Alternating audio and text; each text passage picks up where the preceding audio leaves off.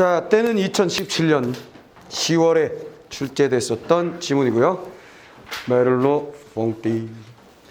자, 프랑스의 조각으로부터 시작합니다. 즉 예술 지문인 척 하다가 철학 지문이 됐다가 다시 예술 지문으로 마무리 짓는 그런 형태의 지문이고요. 자, 첫 번째 문제를 보시면 설명으로 가장 적절한 것 특정 작품이 창작된 특정 작품의 특정 예술 갈래 특정 예술 갈래 특정 작품. 아, 여기 뭔가 특정한 예술 작품, 예술 갈래 작품이 나오는 모양이구나. 그 녀석하고 관련돼서 문제를 묻고 있구나 라는 얘기인데요. 자, 서술상의 특징을 묻는 것 같고요. 그 다음 어쨌거나 예술 작품에 대해서 어떤 얘기를 하는지 우리는 자연스럽게 핵심을 잡아서 연결하다 보면 이런 서술상의 전개 방식에 대한 문제는 그냥 쉽게 풀립니다. 오케이? 자, 그 다음 두 번째. 퐁티의 견해로 적재하자는 것. 얘가 처음부터 끝까지가 계속 퐁티라면 결국 이 이야기는 다 읽고 나서 풀 수밖에 없거나 혹은 한 달락씩 읽어서 왔다 갔다 하게 된다면 순서대로 출제했다면 굉장히 편하게 풀 수 있는 방법이 될 텐데 그건 잘 모르겠죠. 자, 그 다음에 세 번째 문제를 보시면 보기가 있다. 그림이 있네. 자코 메피의 그림이 아니라 이게 조각상인가 봐요. 조각. 돌조각이래요. 돌조각. 자, 돌조각. 이것도 사례이기 때문에 어쩔 수가 없죠. 그 다음에 다음 문제도 역시 사례이기 때문에 이것도 본문을 읽고 난 다음에 어디 부분도 지정해 주지 않았네. 어쩔 수 없죠. 이런 경우. 그 다음에 기억의 전제. 밑줄이니까 앞뒤 문맥 보시고 풀면 되고 어휘 문제 나왔는데 사전적 의미로 적절하지 않은 것에서 이건 다 대입해 볼 수밖에 없는 녀석이네요. 각자의 단어에다가 대입해 보는 형태의 문제.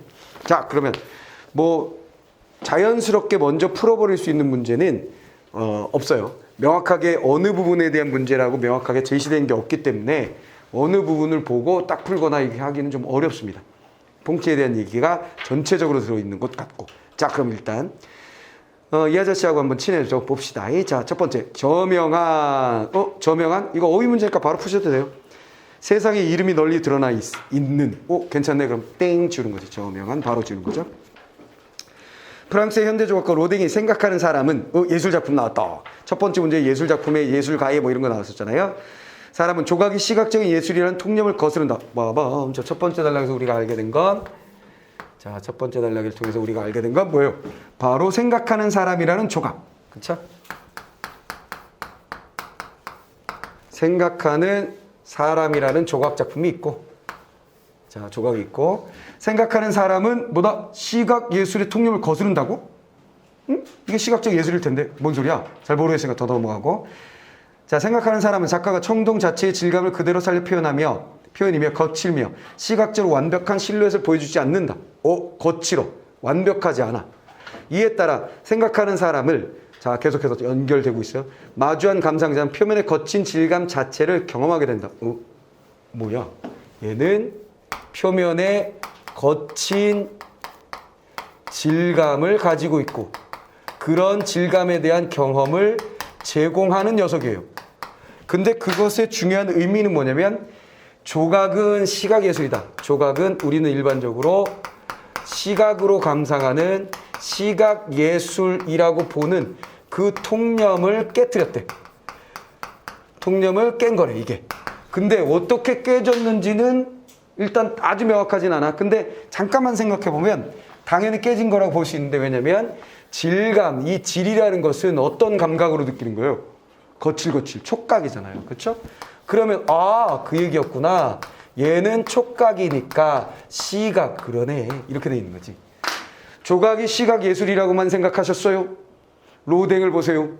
눈으로 보는 순간 거칠거칠한 그 감촉이 느껴지실걸요? 이런 얘기지. 이해됐지? 그런 뜻이었어. 자, 그런데 몰라도 상관없고 그냥 우리 뭐 하는 거야? 그냥 얘는 반복되어 있는 것이 거친 질감을 가지고 있다는 게 반복이 되어 있었고 그 다음에 시각이라는 통념을 깨뜨렸다는 게 있으니까 그냥 요거만 받아 안으시면 그냥 끝난다. 자, 두 번째 단락 넘어갑니다. 두 번째 단락. 시각적인 조각 작품은 또 시각적인 조각 다시 한번 뚜구둑 가져오고 대한 감상자가 거친 표면에 반응한다는 것은 조각이 오직 눈을 위한 예술이 아닌 몸을 위한 예술로 바뀌었음을 시사한다. 이거 뭐야? 즉 시각적인 조각 예술에서 무엇을 질감을 느꼈잖아. 질감을 느낀 즉 촉감을 느낀 것은 무엇에 해당한다고? 중요한 말은 몸을 위한 예술이다. 아하, 중요한 포인트는 이거겠네.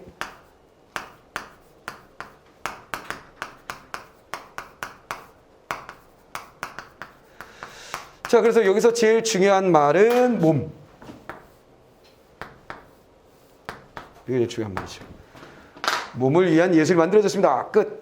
그러니까 어이구 중요하다고 아이의 출제자가 어떻게 해놨어? 어떻게 해놨어? 빠밤 이렇게 점 찍어놨잖아. 그치? 점을 찍어놨죠. 자, 시사한다라는 말도 바꿔 넣어보세요. 뭐예요? 어떤 것을 미리 간접적으로 표현해준다. 오케이. 몸을 위한 예술로 바뀌었음을 뭐한다? 표현해준다. 드러내준다. 오케이. 근데 이 시사라는 말은 반드시 여기에 뭐 미리, 오케이? 미리 간접자. 시사란 말, 어휘 공부. 시사란 말에는 드러내는 거야. 표현해주는 거야. 근데 미리 직접이 아니라 간접적으로, 은근히. 이걸 시사라고 얘기해요. 알겠지? 그것은 무엇을 시사한다는 건 그걸 직접 만나기 전에 그런 일이 있을 것이라는 걸 예측하도록 만들어주는 거야. 오케이? 그래서 여기 이 단어의 포인트는 미리 간접적으로 표현 드러냄. 자, 이 단어는 중요하다. 또 나올 수 있다. 언제든 나올 수 있는 단어니까 반드시 기억합니다. 저명한 정도는 되게 명확하잖아. 그리고 자주 등장할 만한 단어는 아니지만 시사라는 단어는 선생님이 지금까지 대학 수능과 관련된 시험을 쭉 수없이 많이 보는 과정에서 여러 번 본 단어예요. 오케이? 그래서 시사라는 말은 아셔야 돼요. 당연히 시사 토크쇼 이거 다른 거 알지? 그때 뭐야? 세상에 일어나는 일들에 대한 이야기야. 선생님 장거리 운전을 할 때마다 주로 뭘 들냐면 시사 방송을 들어. 세상이 지금 어떻게 돌아가고 있는지. 그거를 내가 듣는 거는 한 일종의 의무감이라고 난 생각을 해. 그러니까 여러분들은 공부만 하잖아요. 공부만 하는데 바로 퐁 하고 사회로 나가거든. 그러면 사회와의 통로의 위치에 사실은 선생님들이 좀 서 있어야 된다고 생각을 해요. 그래서 애들이 어느 순간에 스쳐가는 뉴스의 화면에서 저거 왜 저래요? 궁금해할 수 있다고 생각해 나는. 전혀 궁금하지 않을 수도 있어. 그리고 나는 또 국어 과목을 설명하다 보니까 우리 역사에 대한 이야기를 하게 되거나 현실에 대한 이야기를 하게 되거나 정말 시사적인 이야기를 하게 돼. 그 수능 완성에도 그거 있었다고 그랬잖아. 경제적 자유주의와 정치적 자유주의. 이거 지금 현실에 딱 맞닿아 있는 문제에 대한 얘기거든. 과거의 이야기지만. 그렇지? 그래서 나는 그런 시사 프로그램을 듣는 것을 거의 의무감처럼 들어요. 의무감처럼. 그런데 그때 말하는 시사는 세상에 일어나는 일이야. 그때의 일들이라는 뜻이고 얘는 겉으로 드러내주는 거야. 비춰주는 거야. 자, 그래서 얘는 중요하다니까 반드시 알아주시고 표현의 질감에 반응하는 촉각적인 나왔네. 미리 예측할 필요도 없었어. 여기서 이거 아니야? 이거 필요가 없었어. 다 설명해 준다고. 핵심 잡고 연결하다 보면 어느 순간에 해결된다고. 글이란 건. 됐지? 자, 표면의 질감에 반응하는 촉각적인 경험은 눈과 손, 코와 귀 등이 총체적으로 얽혀있는 우리의 몸 전체를 말하는 거죠. 아하, 결국 왜 이거 몸이라 그랬냐면 이 촉각이 결국은 몸 전체 아니냐. 즉, 이 예술은 눈으로 보지만 촉각으로 느끼고 몸으로 느낀 거 아니냐 이런 얘기예요. 무슨 말이겠어? 촉각과 시각이란 거 연결되어 있는 거 봤지? 그러니까 몸의 예술이야 임마. 이렇게 얘기한 거야. 이해됐어? 자, 그럼 총체적이다. 그래서 이건 몸이 이 시각이나 촉각이나 이런 감각의 바로 총체가 바로 몸이니까 총체가 몸이니까 몸예술이다 라고 말했다는 거죠. 이와 같은 작품의 경향은 프랑스 철학자 모리스 메를로 퐁티의 몸의 철학을 생각하게 한다. 아하, 이 몸을 위한 예술을 통해서 글쓴이는 뭐를 연결할 수 있다는 거야? 이거 보니까요 바로 기니까 그냥 퐁티만 하겠습니다. 퐁티의 몸 철학이 떠오릅니다. 참 철학도 가지각색이네요. 우리는 비트겐슈타인의 언어 철학까지는 그래도 뭐 거시기 한데 얘는 무슨 몸의 철학이야. 희한하지? 몸의 철학. 자, 몸의 철학은 지금 살짝 보니까 지금까지 읽은 바에 의하면 몸의 철학은 살짝 보니까 감각의 총체야. 감각. 이 몸이란 건 감각의 총체에 해당하는 몸이야. 무슨 말이겠지? 감각의 총체. 그러니까 나의 몸뚱이, 몸 좋으신데요. 몸매가 너무 예뻐요. 이 몸이라기보단 감각의 총체로서의 몸이라고. 자꾸 몸이라니까 그 몸을 떠올리면서 읽으면 힘들어. 그래서 지금 흐름에 따라 보면 시각과 촉각 이런 총체의 예술이다. 그러니 몸 철학이 떠오른다. 이렇게 돼 있으니까 감각의 총체라는 말로 몸을 생각하면서 읽을 수 있다면 더 좋겠다. 자, 두 가지 다 하는 거다. 내가 지금 이 글의 핵심을 어떻게 잡아서 연결하고 문제를 풀 것이냐에 대한 이야기와 두 번째 뭐 한다고? 퐁티 이해시키기. 몸의 철학이란 과연 무엇인가? 좀 친해지기. 이거 하고 있는 거야. 자, 그 다음에 자, 그러면 이제 퐁티 연결했어요.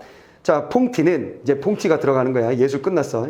모든 경험은 인간의 몸에서 비롯된다고 주장한다. 즉 감각의 총체지. 그렇지? 이제 우리는 여기서 이제 퐁티 얘기 시작. 퐁티의 특징 정리 시작. 그래서 첫 번째로 정리한 것이 모든 경험은 몸에서 시작된다. 몸에 대해 시각적 광경을 살아있게 유지하고 생명을 불어넣으며 내적으로 풍부하게 하고 그것과 더불어 하나의 체계를 형성하는 것이라고 말했다. 뭐가 어려워. 핵심만 잡아. 그냥 모든 경험은 무엇이다? 몸에서 비롯된다. 자, 이거 연결된 거야. 몸 이렇게 연결된 거야. 몸에서 비롯된다. 모든 경험은 몸으로 하는 거다. 끝. 근데 아까 얘기했던 것처럼 오감, 감각의 총체. 자, 그거 얘기요. 자, 그 다음에 뒤에 있는 말은 몸에 대해 시각적 광경을 살아있게 유지하고 생명을 불어넣으며 내적으로 풍부하게 하고 그것과 더불어 하나의 체계를 형성하는 것. 무슨 소리예요?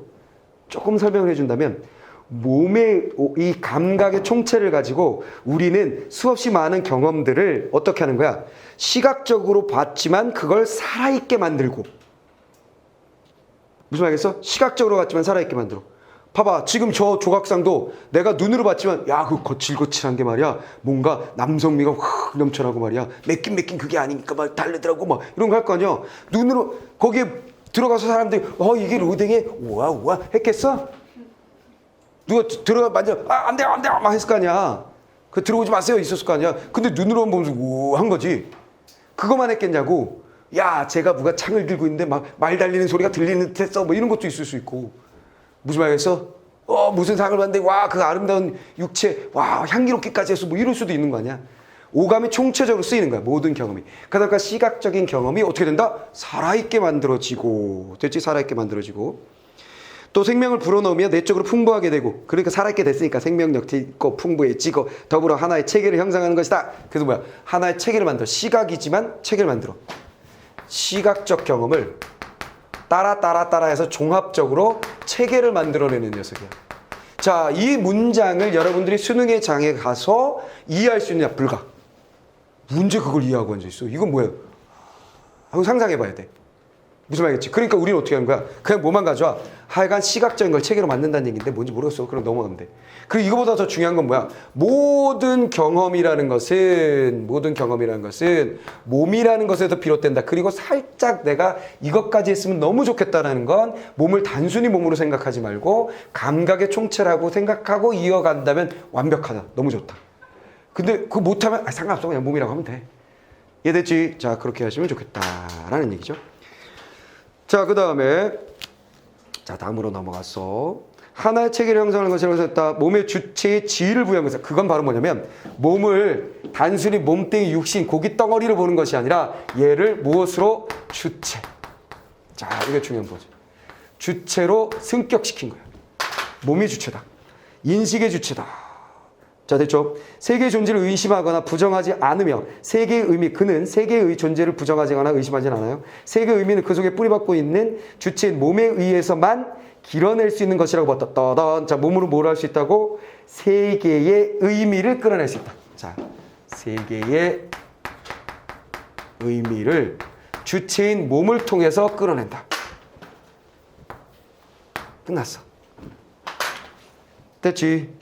자, 본다. 그가 말하는 몸은 그저 물리적, 화학적, 생리적 덩어리에 불과한 것이 아니었다. 끝. 됐지? 자, 퐁티의 몸 철학이 뭔지 핵심만 잡은 거예요. 인간의 모든 경험과 인간이 그 경험한 세계에 대한 의미 부여가 무엇을 통해서? 몸을 통해서 이루어진다. 그래서 몸이 주체가 된 거야. 근데 몸은 자꾸 이상한 생각하지 말고 뭐라고 생각한다고? 감각의 총체. 오케이, 이해됐지? 자, 그런 식으로 갑니다. 자, 이제 세 번째 달라고 가볼게요. 퐁티는 몸의 경험을 현상과 관련된다. 아하. 자, 몸이 경험하는 거잖아. 그래서 그걸 체계를 만들어낸 거고 의미를 부여하는 거야. 다 따라왔지, 다 따라왔지, 다 따라왔지, 다 따라왔지. 그치? 딱딱딱딱 되잖아. 뭔가 되는 거 같지? 뭔가 되는 거 같지? 그런데 그런 경험을 현상과, 자, 모든 경험은 몸에 의한 경험이야. 이 두 단어만 가지고 앞에가 정리 끝난 거야. 그치? 몸을 가지고 하는 경험을 무엇에 연결시켰다? 바로 현상과. 따단했잖아, 또. 따단 찍었지. 중요한 거네. 현상과 연결시킨다. 현상이란 말 자체가 철학에서 굉장히 중요한 말이에요. 그래서 어떤 철학자가 현상을 무엇이라고 설명하느냐가 이제 굉장히 중요하거든요. 여기서 현상이란 말에 우리 친해집시다. 현상이란 말은 우리 일상에서 그냥 쓰는 말이요. 그 현상에 대해서는 어떻게 생각하니? 이렇게 쓰는 말이라고. 안 좋은 현상이 벌어지고 있어요. 쓰는 말이라고. 근데 철학자들이 이야기하는, 혹은 우리가 외국인 철학자들이 한 말들을 현상이라고 번역하는 그것에 대한 이야기들이 나올 가능성이 굉장히 높기 때문에 이 현상에 대해서 설명하는 것에 대해서 우리는 익숙해질 필요가 있다. 그래서 현상 한번 봅시다. 자, 현상. 자, 그에게 현상은 객관과 주관의 합작품이다. 따단. 자, 첫 번째 포인트 나왔네. 현상이란 무엇이냐면 객관과 주관의 합작이다. 객관적인 것만이 아니고 주관적인 것만도 아니다. 객관과 주관이 합작됐다. 자, 그건 또 뭔 소린데요? 기다려. 가령 방에서 TV를 보고, 오케이, 얘 좋아, 이거 좋아, 얘 들어주면 좋아. 방에서 TV를 보고 있을 때 부엌에서 쨍그랑 소리가 들렸다고 하자. 일반적으로 이 사건을 쨍그랑 소리와 그 소리가 난 원인에 주목하여 어떤 현상을 설명한다. 그러겠지, 우리는. 왜 접시가 깼어? 여보, 뭔 소리야? 접시 깼구만. 어쩌다 그랬어? 아이고, 다쳤어? 이렇게 가는 거지. 이해됐지? 자, 그 주목. 관심을 가지고 주의 깊게 살핌. 됐지? 여기 주목해. 주목! 이거 하잖아. 이해됐지? 주목, 알지? 자, 이거 쉬운 단어. 됐고. 자, 그런데 멜로퐁티는 소리를 지각하는 수용자가 있어야 이 사건이 현상이 된다고 했다. 어허. 자, 뭐야? 자, 중요한 단어들 나왔지? 자, 이거 잡는 거야.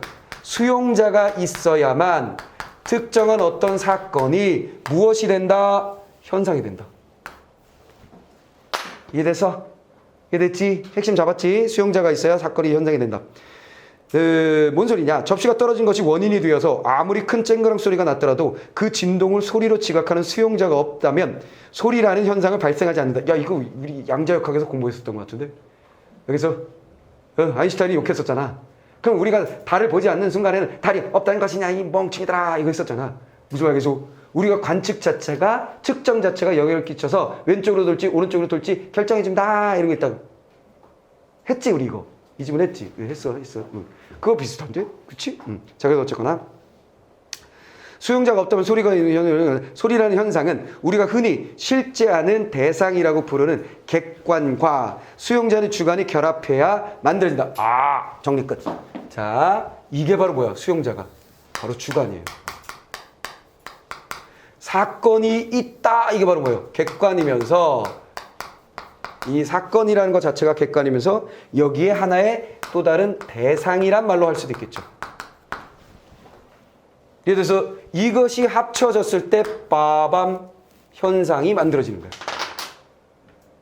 이해됐지? 지구상에 아무도 듣지 못한 소리는 객관은 존재하나 현상이 되지 못하는 거죠. 이해됐지? 그리고 얘가 지금 계속 얘기하고 싶은 건 아마 이걸 거야. 이 감각의 총체, 몸이 이런 거를 가능하게 해주겠지. 이해됐죠? 자, 이거 정리됐어요. 자, 어떻게 하는 건지 알겠지? 지금 내가 주로 하는 작업이 뭔지 잘 봐봐. 단어들을 잡고 연결하는 걸 하고 있어. 핵심 단어들 잡고 연결하기. 쉬운 건 아니야. 이 지문 자체가 어렵기 때문에 쉬운 건 아니지만, 오케이. 근데 아까 내가 여기 막, 여기는 이건 진짜 어려운 거야. 읽자마자 알아내기 쉽지 않은 거니까 이건 날려버려도 상관이 없어. 요거만 그냥 찾아오면 된다 그랬어. 이걸 고민하면 안 돼. 이런 걸 과감하게 어디를 듬성듬성 빵 날려버리는 것도 중요해. 근데 이걸 날려버리는 과정에서 다 날아가면 큰일 나는 거지. 그래서 경중이 있어야 되는 거야. 어떤 단어에. 핵심 단어의 경중. 어떤 게 더 중요하고 어떤 게 가벼운지가 있어야지 더 맑고 깨끗하게 핵심을 잡아낼 수 있고 이해할 수 있고 정리할 수 있는 거야. 자, 그 다음에 퐁티에 따르면 세상에서 우리가 경험하는 것은 모두, 자, 뭐야? 경험, 현상, 또 나오지. 경험하는 것은 모두 현상이다. 따단, 자, 뭐야? 자, 퐁티에 의하면 우리가 경험한 것은 이미 경험했다는 얘기는 몸에 총체적인 반응이 있었던 거죠. 수용자가 된 거야. 그러니까 당연히 경험한 것은 뭐일 수 있다? 주관과 객관의 결합한 현상일 수 있겠죠. 이해됐지? 주관과 객관의 결합한 현상일 수 있겠죠. 그런데 현상에는 의미가 함축되어 있다. 그 다음에 이제 여기 뭐 하겠다는 거야? 여기까지는 이해했지? 해놓고 그 다음에 이 중요한 현상이란 말에서 무엇을 연결해내겠다는 거야? 현상엔 그런데 의미라는 것이 존재한다. 자, 의미, 여기 있었잖아. 그치? 그럼 지금 이만큼 한 거네. 그치? 그 다음 뭐로 넘어가는 거야? 의미로 넘어가는 것 같아. 이해됐어? 언제나 얘기하지만 내가 모든 분야의 전문가일 순 없어. 그래서 나는 내 수준에서 공부한 것의 수준에서 뭔가를 얘기할 거야. 근데 그것이 조금 틀릴 수 있어. 근데 문제 푸는데 아무 상관이 없어. 뭔 알겠지? 그래서 내가 뭔가를 얘기했을 때 뭔가 아닐 수도 있어. 응? 집에 갔는데 어머니가 무슨 대학의 철학과 교수셔. 근데 말을 듣고 아이씨 나 잠깐 멜로 퐁트한테 잠깐 졸았어. 들어야지. 보고 있는데 어머니가 딱 그래. 뭐냐? 아 이거 학원 선생님. 뭐 국어야? 뭐 철학을 하네? 옆에 앉으셔가지고 뽕티가 야 몸이 딱 이는데 야 너 학원 그만둬라. 퐁티 저거 아니야. 이럴 수도 있다고. 뭔 알겠어? 나 인정한다고. 난 전문가가 아니야. 근데 최대한 노력한다고.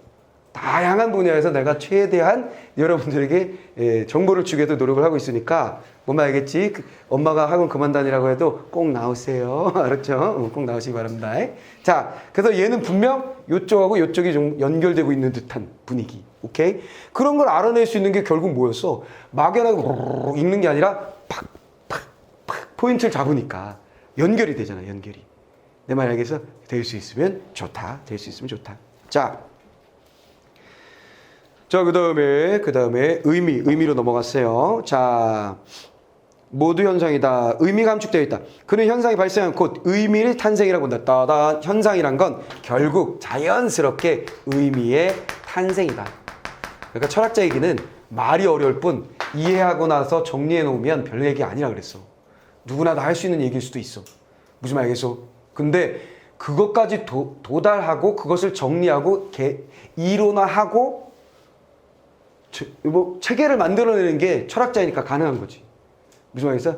근데 일반인들은 특히 나이를 먹다 보면 철학자가 말한 걸 좀 쉽게 봐요. 이런 얘기예요. 아, 제대로 이해하셨어요. 별 얘기 아니구먼.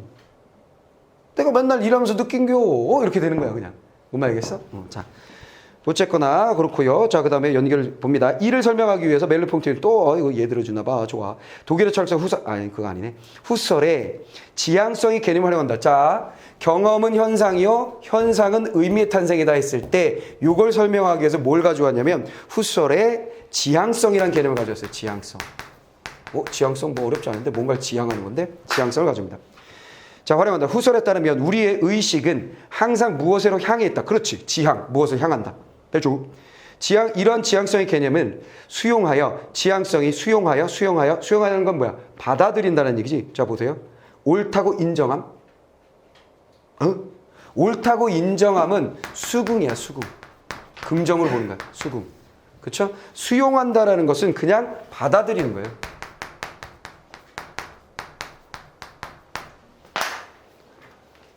알겠어. 이랬어. 그러니까 예를 들어 내가 그 사람의 의견을 난 싫어. 그렇게 하는 거 너무 싫어. 근데 지금 이 사회에서 어쩌고저쩌고 또 다수결의 원칙 이러다 보니까 알겠습니까? 알겠습니다. 제가 그 의견을 수용하겠습니다.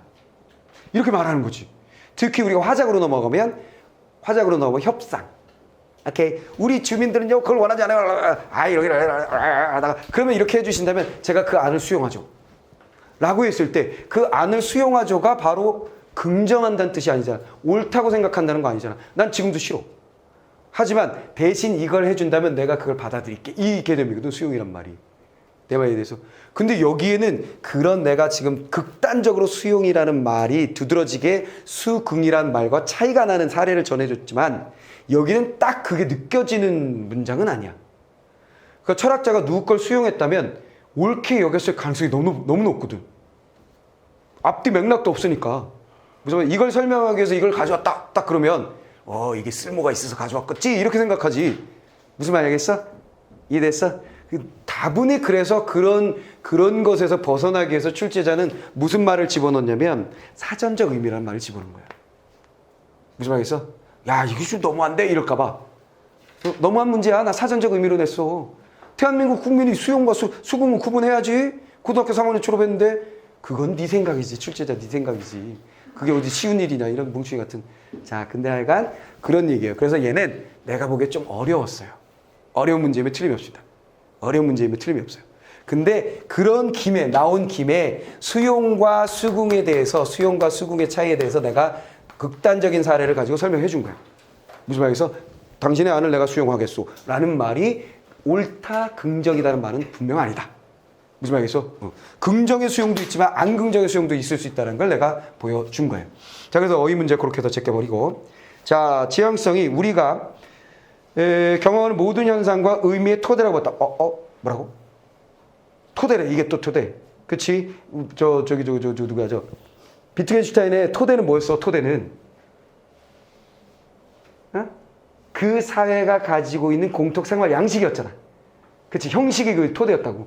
얘도 뭔가 토대가 있어. 지향성이 토대야. 지향성. 무엇을 지향하느냐. 지향성이 토대가 됩니다. 자, 지향성은 모든 현상과 의미의 토대다. 자, 이것이 현상과 그 다음에 모든 현상과 의미의 토대를 이룬다. 지향성이. 자, 이런 얘기예요. 그래서 사람들이 동일한 대상이나 사건에 대해서 서로 다른 경험을 하고 서로 다른 의미를 읽어낸다면 그것은 그 대상과 사건에 대한 지향성이 다르기 때문이야. 그럼 별 얘기 아니었잖아. 그치? 듣고 보니 별 얘기 아니지. 그래서 그러니까 어떤 사건을 보고서 야, 저 새끼 너무하지 않아? 야, 어떻게 저럴 수가 있니? 그랬더니 야, 뭔 소리야? 얘가 너무한 거지. 내가 충분히 이해가 가는데 이거 뭐야? 지향성이 다르니까 다른 경험을 해서 일단 경험을 했는데 주관이 들어갔으니까 현상이 된 거고 그 현상을 의미를 탄생시키는데 그 의미 탄생의 바탕이 뭐였다는 거야? 경향성의 다름이지. 한쪽은 남자니까 한쪽은 여자니까. 무슨 말이겠어? 한쪽은 어르니까 한쪽은 어리니까.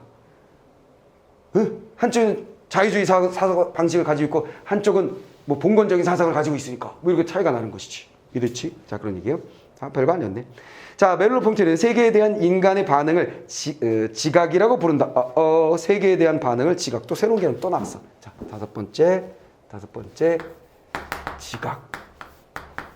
지각이라는 개념도 합시다 하고 딱 넘어갔어요. 지각이라는 건 어찌 보면 감각의 총체하고 지각하고 뭔가 연결될 것 같기도 한데 일반적으로는 이 감각은 되게 근원적인 물리적인 것으로 보고, 그치? 물리적인 것으로 보고 이 지각이라고 하면 약간 그거보다 좀 한 단계 발전된 한 단계 더 나아간 뭐 이런 거로 생각하기도 하는데 그러니까 왜 우리가 넌 이거 부드러운 걸 못 느끼니? 이거 부드럽잖아. 이건 감각적 차원, 물리적 차원의 개념으로 많이 쓰이는 거고. 오케이? 내가 이제 뭐 수업을 왔는데 반바지에 이 민소매 티를 딱 입고 서서 슬리퍼를 찍찍 끌고서 야, 서봐자 이러고 있으면 아우 선배님 아무리 우리가 학원이지만 그리고 지각 없는 행동을 하지 마세요. 이렇게 써. 지각이란 말을. 무슨 말이겠어? 그리고 사리분별력이 없는 듯한 사리분별에 해당하는 말로. 뭔 말이겠어? 즉 분별력. 요건 내 설명. 분별력쯤으로 우리는 생각해요. 지각이 없는 행동. 이렇게. 자, 어휘 공부한 거야. 우리가 일상에서 쓸 때 그렇게 쓴단 말이야. 지각이 없는 사람, 지각이 없는 행동. 자, 그다음에 지각이라고 부른다. 지각은 단순히 감각기관이나 두뇌 활동이 아닌 몸의 총체적인 활동으로 자, 이 뭐야?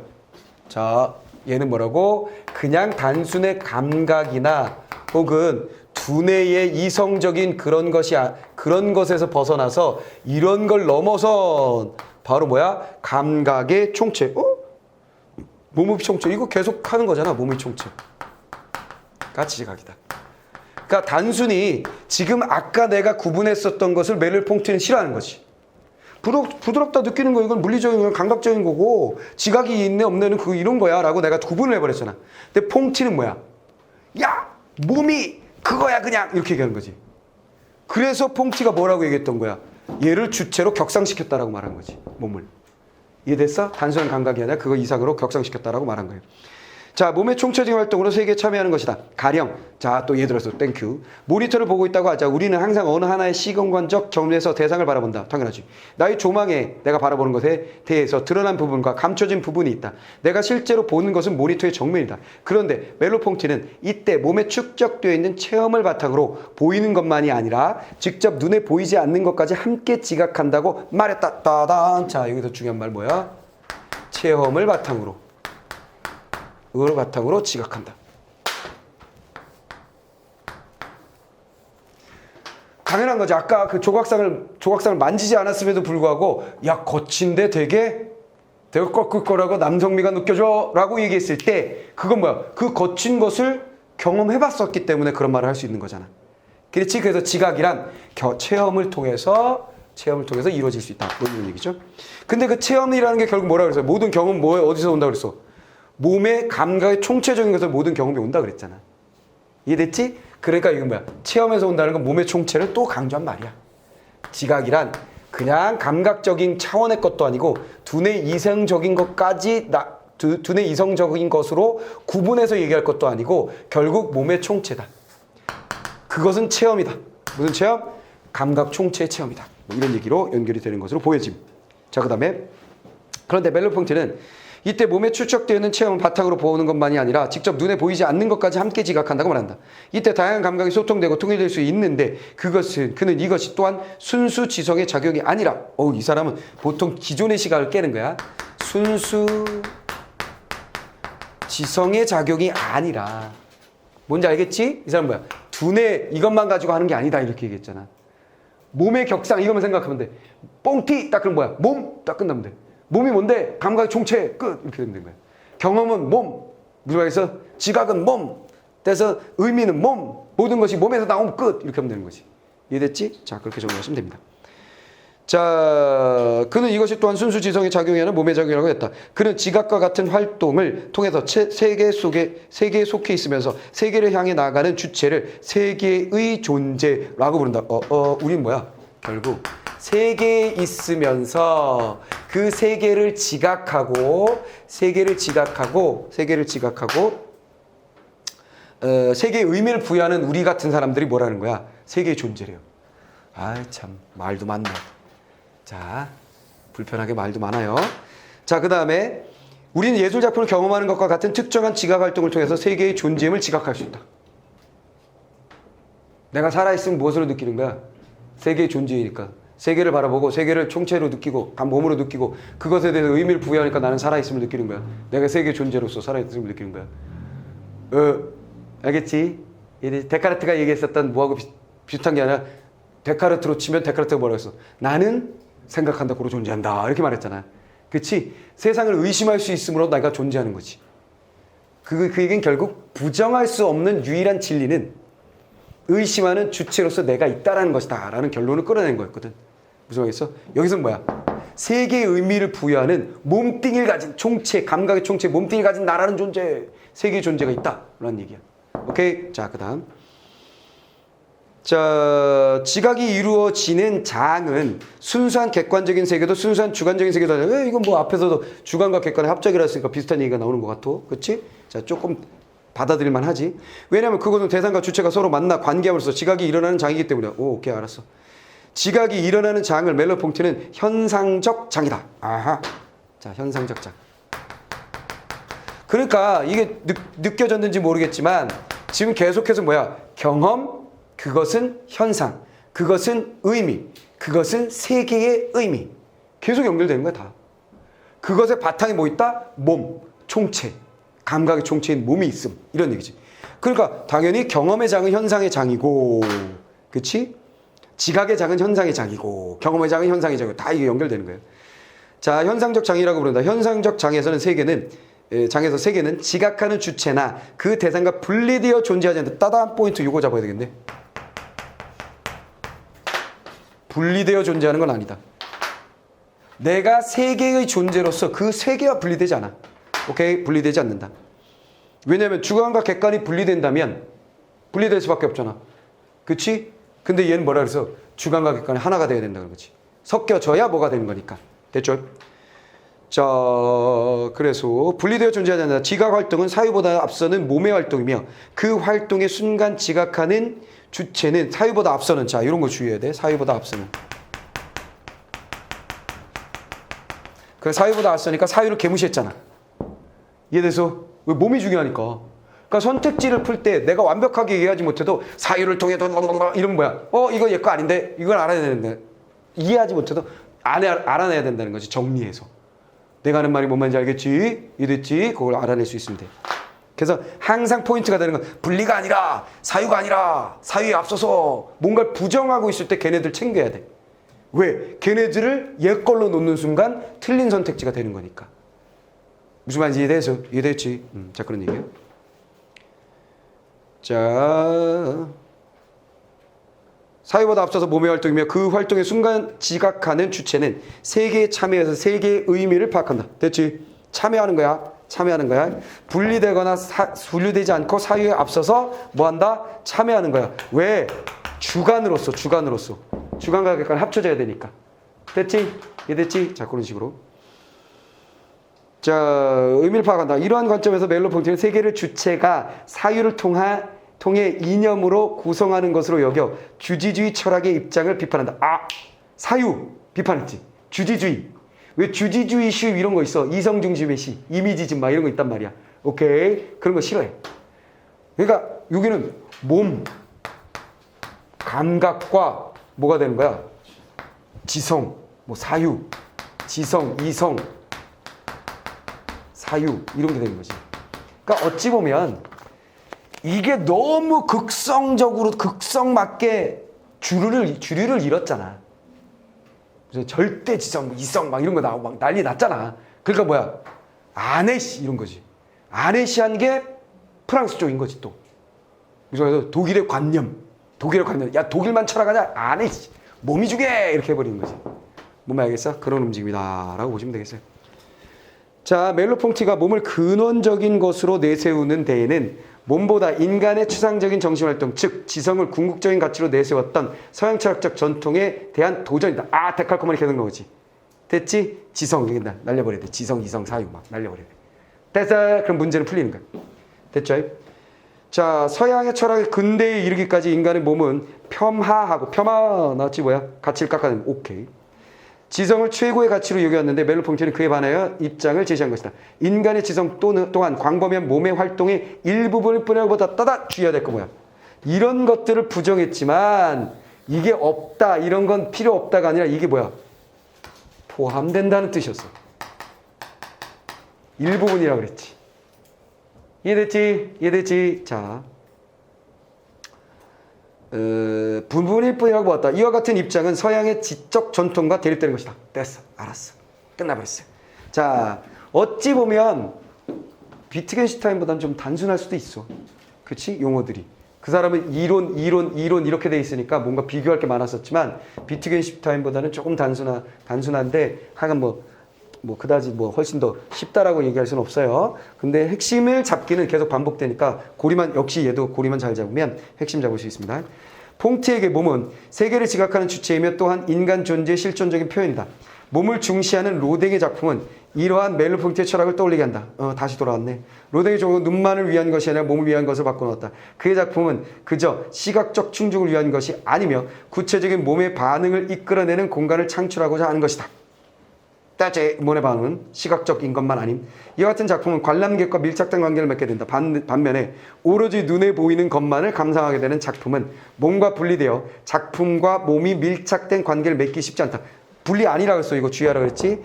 밀착이 돼야지. 로댕이 생각하는 사람은 몸이 주체가 되는 반응을 이끌어낸다는 점에서 멜로퐁티의 철학과 연계된 작품이다. 그래서 이해됐지? 그러니까 얘는 시각만이 아니라 감각을 깨움으로써 총체적인 몸을 이용하여서 봐야 되는 예술이었기 때문에 멜로퐁티의 철학하고 잘 연결되는 예술 작품이었습니다. 이런 얘기예요. 되어버렸지? 자, 그러면 우리는 머릿속에 남는 퐁티는 뭐야? 몸. 몸이란 건 감각의 총체. 그래서 이성이나 지성이나 과거의 것들을 포괄하고 있는 녀석. 이해됐지? 이해됐지? 이 정도만 알면 퐁티는 끝났다. 이렇게 생각하시면 돼요. 돼버렸죠? 자, 그럼 문제 또 핵심만 딱딱 잡아봅시다. 첫 번째 문제. 정답은 2번이었죠. 특정 작품의 의의를 제시하여. 그렇지. 얘는 이 작품은 어떤 의의? 통념을 깨뜨렸다. 뭘 시사한다. 의의 있었지? 그와 관련 있는 철학의 주요 개념. 그렇지. 뽕띠의 몸철학 개념. 때주의 돼버렸고요. 자, 두 번째 문제. 뽕띠의 견해로 적절하지 않은 것. 주체가 없는 소리는 현상이 아니다. 지각의 주체. 그렇지. 뭐가 있어야 된다 그랬어? 수용자. 몸은 인간의 모든 경험 비롯된 그렇지. 됐지? 주체의 지각의 세계를 창조해서 존재하는 지각은 어찌 보면 체험에 의해서 만들어지는 건데, 오케이? 지각이 창조한다. 세계를 못 창조해요. 세계 속에 있으면서 세계를 의식하고 의미를 만드는 거지. 좀 이상하지? 몸은 다양한 감각의 소통의 통일을 이루는 작용의 주체이다. 그렇지. 됐죠? 총체이면서 모든 걸 다 하는 게 몸이야. 근데 서양 철학의 전통과 달리 지성보다 몸을 더, 오케이, 맞다. 끝. 자, 다음 문제는 조각상이 있는데, 위태롭게 생겨있는 이 녀석을 보게 돼요. 즉, 반달 모양의 동그라미가 굴러내릴 듯한 모습이거든요. 근데 그런 위태로움을 느끼게 되는 이유는 중력에 대한 몸의 체험 때문이에요. 즉, 보지 못한 현상까지도 앞에서 뭐가 있다 그랬어? 못 본 것까지도 체험 경험에 의해서 볼 수 있다 그랬잖아. 그런 게 가능해진다는 것이겠죠. 자, 그래서 작가가 시각이 아닌 몸을 겨냥해서 이런 작품을 만든 게 아니겠느냐라는 거죠. 됐지? 자, 총체적인 이해를 요구하는 그림이었다. 자, 그래서 적절하지 않은 것만 볼게요. 관객이 아래쪽 돌이 가려져 있는 부분을 지각했더라도 그 부분은 보이지 않는 부분이기 때문에 지각하는 주체가 참여한 세계가 분리 싫어. 분리 큰일이야. 이거잖아, 포인트. 됐어? 그러니까 막연하더라도 어느 것을 답으로 찾을 때는 명확할 거야. 핵심을 제대로 읽게 되면. 이해됐지? 1번, 뭐야 하다가, 얘는 답이네. 분리 왜 이래, 이 자식. 딱! 찍어버리는 거지. 이해됐지? 자, 그 다음에 다음 문제. 밴드 공연을 했는데 A는 둥둥둥둥 하는 베이스 기타 소리가 너무 좋았다라고 얘기를 했어요. 그때 B는 뭐라 그랬어요? 나는 베이스 소리 전혀 못 들었어. 그 보컬 애가 너무 잘하던데? 그래, 보컬도 잘했지. 근데 베이스가 바탕을 딱 잡아주니까 그 밴드가 되게 힘이 있었던 거야. 너 음악을 들을 줄 모르는구나. 이렇게 대화를 나눈 모양입니다. 그러면 어쨌거나 A와 B가 뭐가 다른 거야? 아하, 지향성이네. 이해됐잖아. 이해됐지? 응, 지향성이네. 끝나버렸슈. 자, 그 정답 적절한 거 5번. A와 달리 B는 의식이 베이스 연주 소리를 지향하지 않아서 베이스 연주 소리를 못 들었다. 당연한 거지. 주의할 것은 3번 선택지인데요. B와 달리 A의 몸은 가수의 노랫소리라는 현상을 지각하는 주체로 기능하지 않았다가 아니야. B는 분명 A는 뭐라 그랬냐면 보컬 노래도 괜찮았어. 이렇게 얘기하지. 그러니까 베이스 소리 듣는 애가 보컬 소리 못 들을 리가 없어요. 보컬 소리 듣는 애가 다른 모든 연주를 못 들을 수는 있지만 베이스 소리를 듣거나 드럼 소리를 듣거나 기타 소리, 하여간 보컬 빼고 다른 거 들은 애들은 대부분 다른 거 다 듣게 돼 있어. 전체적으로 듣게 돼 있어. 그런 훈련이 돼 있는 스타일인 거야. 자, 지향점이 그런 거고. 자, 끝났고요. 다음. 기억의 전제로 가장 적절한 것은 뭐냐 그랬어요. 기억은 눈에 보이는 것만을 감상하게 되는 작품은 몸과 분리돼요. 눈만 보면 몸과 분리돼. 그러니까 로댕을 봤는데 로댕의 생각하는 아저씨를 봤는데 눈만 중심이 되면 거친 표면을 알지 못하여 몸과 분리된 거야. 작품과 몸이 밀착된 관계, 세계 속에 세계인으로서 빵 들어가 있는 것이 만들어지지 못하는 거지. 됐다. 자, 그렇죠? 자, 몸이 밀착된 관계를 맺기 쉽지가 않다. 자, 적절한 거 정답 2번. 몸이 작품과 밀착된 관계를 맺기 위해서는 작품에 대한 몸의 총체적 활동. 당연한 거지. 이게 제일 중요한 건데. 그치? 밀착되기 위해서는 단순히 시각만이 아니라 감각의 총체, 거칠구나, 향기롭구나, 이게 돼줘야 된다는 거지. 다 돼버렸어요? 자, 그래서 언제나 우리는 읽고 다 맞추고 못 맞추고가 중요한 게 아니야. 어떻게 읽었느냐, 어떻게 답을 찍었느냐가 중요해. 뭐 헷갈리는 중에도 핵심을 찾았기 때문에 빡 찍었고, 무슨 말겠어? 오케이? 이런 게 잘한 거라는 거야. 나는 너무나 명확하게 모든 걸 다 했어요가 우리의 목표는 아니라는 거지. 왜? 지문이 어려우니까. 어쩔 수가 없다는 거지. 이해됐죠? 자, 이렇게 해서 오늘 철학 주기 한번 봤어요. 자.